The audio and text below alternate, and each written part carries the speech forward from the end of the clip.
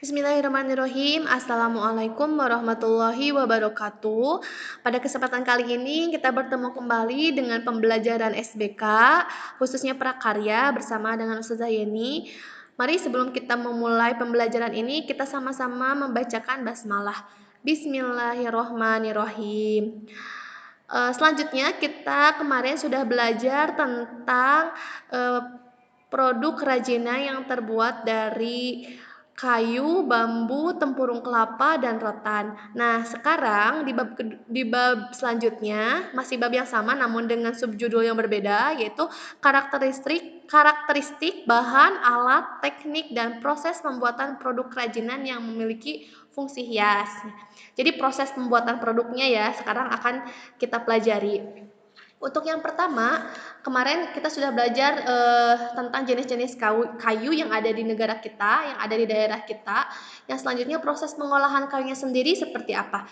Kita simak ya. Nah, untuk mengolah kayu menjadi barang kerajinan, biasanya teknik yang digunakannya adalah memahat atau carving.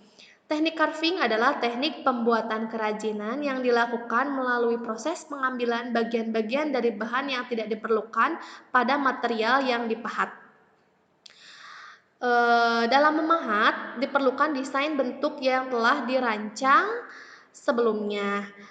Nah, jadi kalau dalam memahat itu kita tentunya harus punya dulu desain, kemudian ditempel di kayunya, lalu kita hilangkan bagian-bagian yang tidak diperlukan dengan cara memahatnya.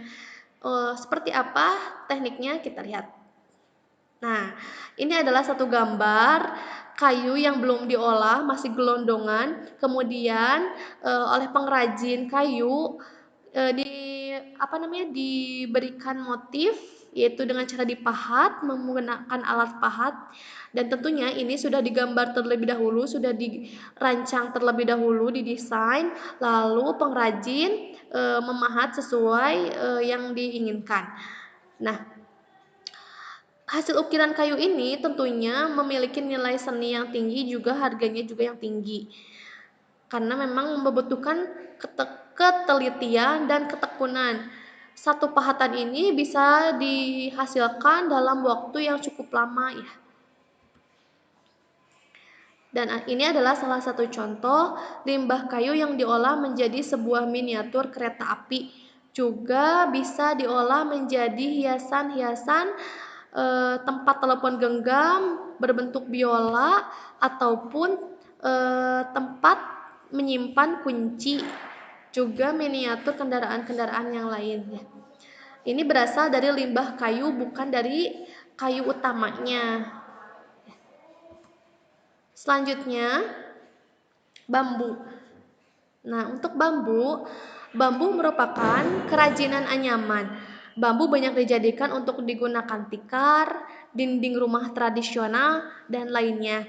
Produk seni kerajinan anyaman bambu dapat diolah dengan peralatan yang masih sederhana, menggunakan gergaji dan catut bersungut bundar. Bambu yang dipilih yaitu bambu yang sudah matang ya, dengan ruasnya yang panjang. Kemarin kita sudah mengetahui kalau bambu itu tidak sembarangan bisa diolah menjadi produk kerajinan, tapi harus bambu yang tidak terlalu tua dan tidak juga terlalu muda. Ini adalah salah satu contoh pengrajin bambu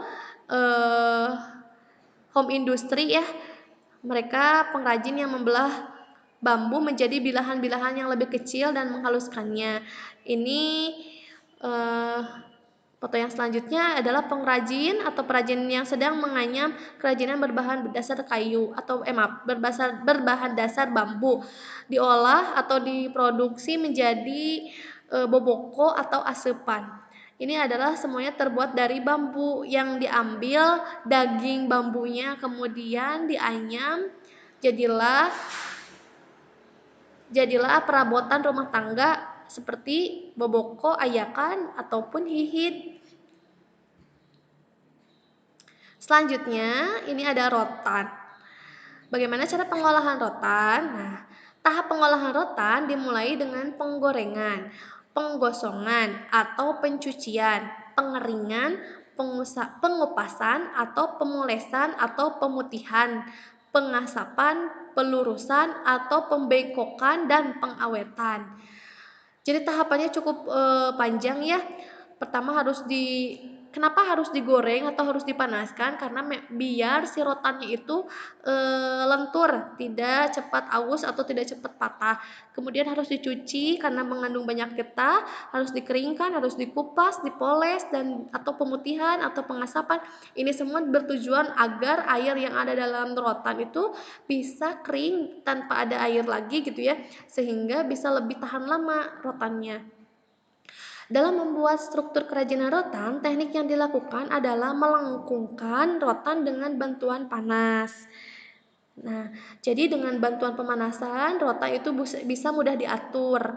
Ini adalah salah satu contoh rotan yang sudah dibersihkan, juga sudah dibengkokkan dan dipanaskan. Rotan yang sudah diolah dan siap untuk digunakan menjadi bahan baku sebuah kerajinan, dan seseorang yang melakukan proses penganyaman rotan untuk membuat sebuah kursi. Nah, ini adalah satu pengrajin yang sedang membuat kerajinan kursi yang terbuat dari rotan. Jadi rotan itu sebelum kita olah atau sebelum kita produksi menjadi suatu barang itu harus memenuhi tahapan-tahapan, sehingga rotan ini bisa siap untuk dipakai ya. Jadi tidak sembarangan, langsung pakai, karena rotan ini memiliki karakteristik yang, cukup rumit, yaitu bergetah, kemudian banyak airnya sehingga harus dikeringkan dan juga dibersihkan, getahnya ya. Selanjutnya, tempurung kelapa.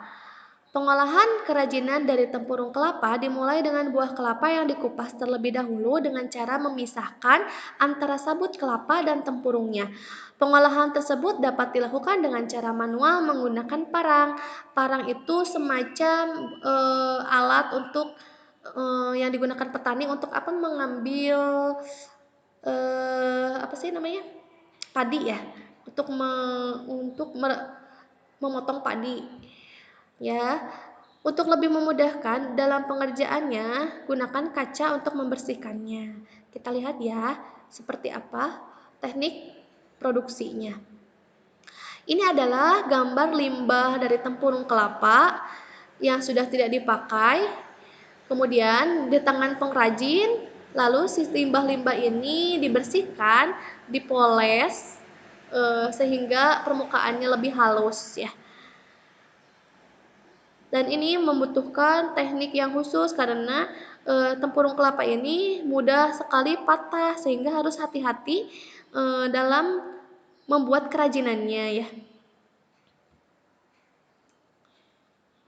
Nah, tentunya setelah kita membuat satu produk, hal yang paling penting kita harus lakukan adalah pengemasan produknya. Apabila produk yang kita hasilkan ini ingin dijual ke pasaran, maka kita harus memberikan kemasan yang menarik. Seperti halnya misalkan tampilannya yang membuat kita terpesona ya. Karena kalau misalkan kita menjualnya tanpa adanya pengemasan, itu terkesan lebih murah gitu, dibandingkan kalau kita mengemasnya dengan sangat, eee, baik gitu ya, sehingga nilai jualnya bisa lebih tinggi lagi. Ini adalah salah satu contoh pengemasan produk kerajinan dari bambu, rotan, dan tepung kelapa. Sebuah bingkai dari susunan bambu vertikal yang dirajut dengan tali. Nah, ini adalah salah satu bentuk pengemasan yang menarik ya. Kita juga misalkan kalau ingin membuat suatu kerajinan layang-layang misalkan, kalau kita ingin menjualnya dengan harga tinggi, tentu cara pengemasannya harus berbeda dengan yang kebanyakan. Kalau kebanyakan kan dalam bentuk partai besar ya, hanya plastik biasa. Tapi kalau misalkan kita bisa membingkainya atau mengemasnya semenarik mungkin, maka nilai jualnya yang dihasilkan bisa lebih tinggi daripada yang kebanyakan di pasaran.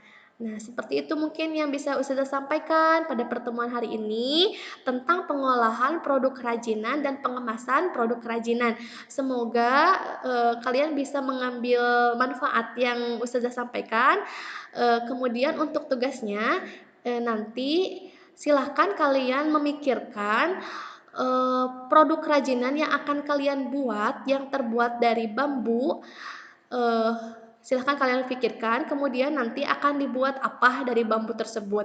Bisa dibuat produk kerajinan yang ada di sekitar kalian ya. Kalau di sekitar kalian ada pabrik boboko, misalkan kalian boleh membuat kerajinan boboko, atau adanya layang-layang di dekat rumah kalian, boleh kalian coba untuk membuat layang-layang sendiri ya, versi sendiri, bukan beli. Nah, silakan dari sekarang ditentukan, produk kerajinan apa yang akan kalian buat dari atau berbahan dasar bambu. Nanti minggu depan tolong, kalian siapkan alat dan bahan yang dibutuhkan untuk membuat produk tersebut, khususnya harus sudah ada bambunya yang sudah siap ini ya, sudah setengah jadi ya. Ibaratnya kalau buat layang-layang sudah bikin polanya tinggal kalian, eee, tinggal kalian bungkus pakai kertas wajitnya. Atau misalkan kalau kalian mau membuat yang lain pokoknya udah setengah jadi ya, jadi pas pembelajaran ustazah itu tinggal eksekusinya, atau finishing-nya.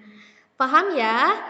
Jadi silahkan kalian sekarang, eee, rancang mau membuat apa, kemudian sudah disiapkan alat dan bahannya, nanti minggu depan kita sudah eksekusi, setengah jadi ya. Sehingga, sudah ketika pembelajaran ustazah selesai, sudah siap produk kerajinannya ya. Oke, mungkin hanya itu yang bisa ustazah sampaikan pada pertemuan hari ini, kurang lebihnya mohon dimaafkan. Billahi fisabilil haq, wassalamualaikum warahmatullahi wabarakatuh. Sampai ketemu lagi minggu depan.